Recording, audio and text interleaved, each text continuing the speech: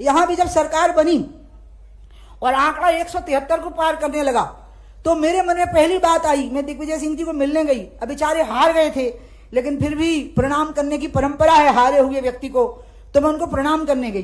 तो जब मैं उनको प्रणाम, अच्छा उन्हें कह भी रखा था कि हार जाऊंगा तो संन्यास ले लूंगा, तो संन्यास लेने की बारी उनकी आ गई, मुख्यमंत्री बनने की बारी मेरी आ गई। अब मैं उनको मिलने गई तो उनने मुझे कहा, उमा अर्थ संकट बहुत बड़ा है, पैसे का इतना बड़ा संकट है कि राज्य चल नहीं पाएगा, तुम कर्मचारियों की तनख्वाह देने में भी तुम्हें परेशानी होगी। मैंने कहा भाई देखते हैं, रास्ता निकालेंगे। ओपन मार्केट बोरों का रास्ता निकाला और मैंने सुना कि त्रिजुगी नारायण में 3 कुंड हैं, अगर शिवरात्रि को उनमें स्नान कर लिया जाए तो मनोकामना पूरी होती है। तो मैं मुख्यमंत्री थी और मैं वहां गई और बर्फ की परत थी पानी पर। मैं आपको क्या बताऊं, मैं पहले नहाई, जो नियम है पहले शिव जी के कुंड में, यानी ध्वंस करो, हमारी किस्मत को बदलो। दूसरा कुंड होता है ब्रह्मा जी का, यानी नए को जन्म दो, और तीसरा होता है विष्णु का, कि पोषण करो। वो तीनों कुंडों में जब मैंने नहाया तो लोगों को लगा कैसी मुख्यमंत्री है, मर जाएगी ठंड में, क्योंकि बर्फीला पानी है।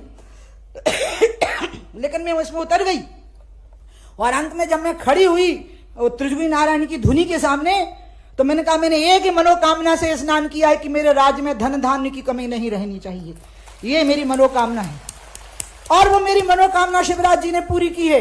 किसान इतना खुशहाल है, मजदूर इतना खुशहाल है, महिलाएं इतनी खुशहाल हैं, नौजवान इतने खुशहाल हैं, सब तरफ प्रसन्नता देखने को मिलती है लोगों के चेहरे के ऊपर। तो इसलिए आप समझ लीजिए कि उस समय भी मेरे मन में क्या बात रहती होगी कि ये राज्य को ठीक से चलाना है। ऐसी कितनी बातें रही हैं जब जीवन में सफलताएं मिली, उत्कर्ष मिले, अलौकिक उपलब्धियां हुई, लेकिन मैं भय या आशंका से ग्रस्त रही। एक घटना ये घटी है आबकारी नीति, जो 100% मेरी आत्मा को तुष्टि पहुंचाने वाली भी नहीं, 100%। मतलब अब तो मैं ऐसी नमित हो गई हूं इस भार से कि जब हनुमान जी लंका जला के आए तो मैं रामचंद्र जी नहीं हूं, लेकिन फिर भी जो रामचंद्र जी ने हनुमान जी को कहा कि सुन सुत तो ही उन्नण में नाही, हे पुत्र मैं तुम्हारा ऋण नहीं चुका सकता। मैं शिवराज जी से 2 वर्ष छोटी हूं, लेकिन वो मेरे पुत्र की तरह हैं। बहनें हमेशा माँ के स्थान पर होती हैं। आज मैं उनको भी यही कहूंगी, सुन सुत तो ही उन्नण में नाही, हे पुत्र मैं तेरा ऋण नहीं चुका सकती। मुझे जिंदगी में ऐसा संतोष कभी नहीं मिला, आप यकीन करो, ईश्वर साक्षी है, ऐसा संतोष कभी नहीं मिला जैसा कि मुझे आबकारी नीति से संतोष मिला है। परम संतोष, एकदम आत्मा की गहराइयों तक वो संतोष उतर गया। और सीता जी ने जो आशीर्वाद दिया था हनुमान जी को, मैं वो भी रिपीट करूंगी।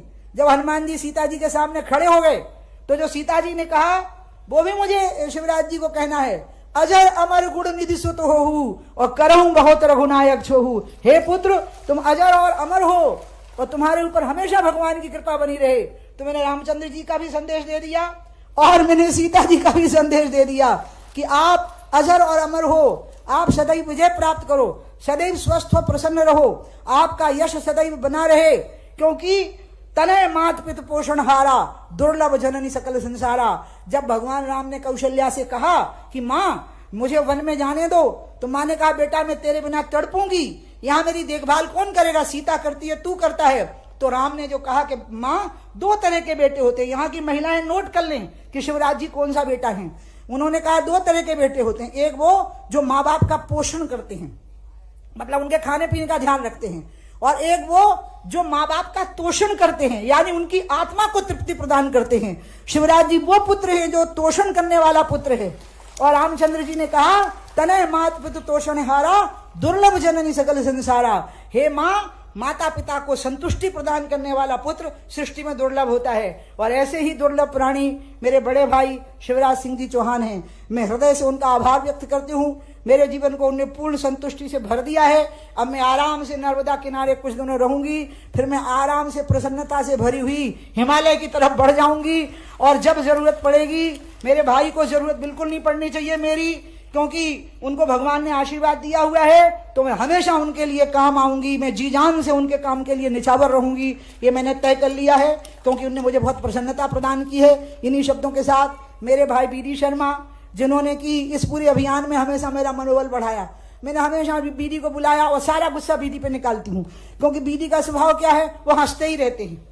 गुस्सा करो तो हंसते हैं, गुस्सा नहीं करो तो हंसते हैं। तो इसलिए उनको आज मैंने कहा कि आप भी रहना, मुझे आपका भी अभिनंदन करना है। मुझे बहुत खुशी हो रही है जिन माताओं बहनों ने मेरा अभियान में सहयोग किया उनकी आभारी, मीडिया ने मेरा बहुत साथ दिया उनकी बहुत आभारी, और अंत में सरकार ने जो अद्भुत काम कर दिया, पूरी मंत्री परिषद की मैं आभारी हूं, कैबिनेट की, क्योंकि कैबिनेट के सभी सदस्यों ने इसका समर्थन किया। जिन अधिकारियों ने बिना रोड़ा अटकाए ये काम कर दिया, उन सभी अधिकारियों को, ज्ञात अज्ञात शक्तियों को मैं सबका बहुत बहुत अभिनंदन करती हूं, और इन्हीं शब्दों के साथ अपनी बात समाप्त करती हूं। बोलिए भारत माता की जय। जय जय श्री राम। जय जय श्री राम। और अब मैं उनको अपनी माँ बेटी बाई के नाम का जो ट्रस्ट बना है उसकी तरफ से एक अभिनंदन पत्र भेंट करूंगी। देखिए, मैं तो स्वयं ही उनका अभिनंदन पत्र हूं, क्योंकि मैं जीवन भर उनका अभिनंदन करती रहूंगी, लेकिन फिर भी मैं एक औपचारिकता के लिए ये भेंट करूंगी और फिर बीडी शर्मा जी का आह्वान करूंगी कि वो आपका उद्बोधन करें।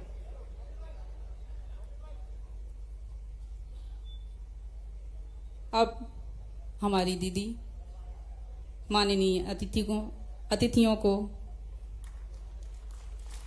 माता बेटी बाई स्मृति शिक्षण समिति का अभिनंदन भेंट करने जा रही हैं। जोरदार करतल ध्वनि के साथ स्वागत करेंगे